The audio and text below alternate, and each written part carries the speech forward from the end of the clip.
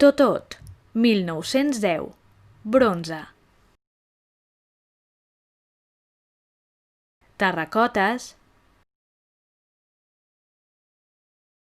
dibuixos, apunts,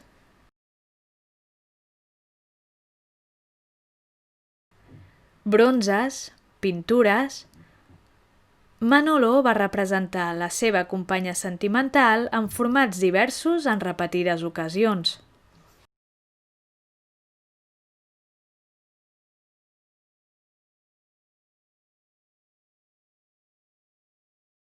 La convivència als diferents indrets on van viure plegats li va permetre observar-la atentament al llarg dels anys, aconseguint extreure'n els detalls de la seva personalitat i plasmar-los a les diferents peces.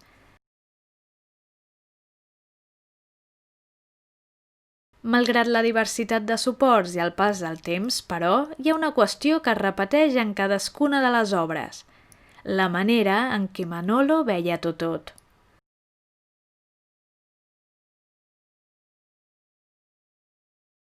És obvi, és clar, però no per això deixa de ser important, doncs aquest fet atorga a les peces un caràcter d'intimitat que l'artista comparteix amb nosaltres amb complicitat.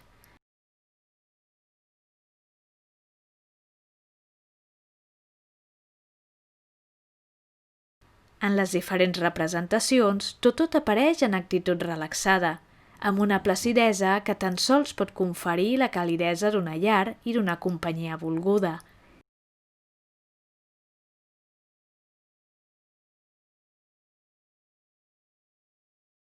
Apareix llegint o cosint, asseguda mentre sembla gaudir d'una estona de repòs, al costat d'un dels seus estimats animals de companyia o bé mirant a l'infinit. Tot plegat, sens dubte, denota una gran confiança en la parella.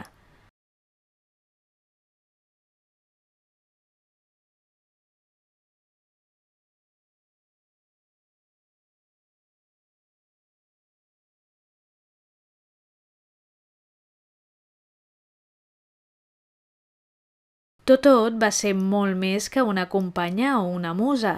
Totot era la companya de vida que proporcionava a l'inquiet Manolo la pau per a poder crear.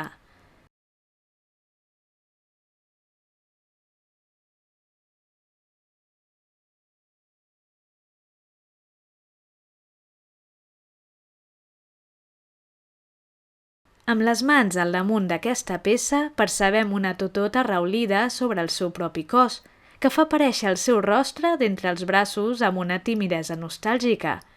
És una escultura menuda i delicada.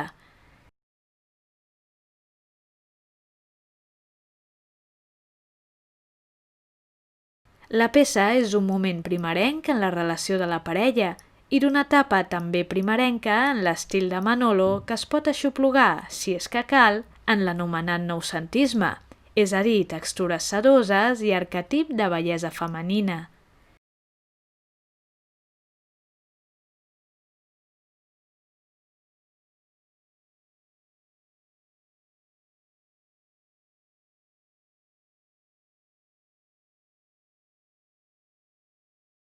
Això sí, si bé el seu estil potser encara no havia arribat al seu màxim esplendor en termes d'autoria, sí que podem entreveure ja allò que més endavant el definiria com un gran artista: la capacitat de transferir delicadesa emocional a la fredor del bronze, sense oblidar la influència de la gran escultura clàssica que tant va admirar.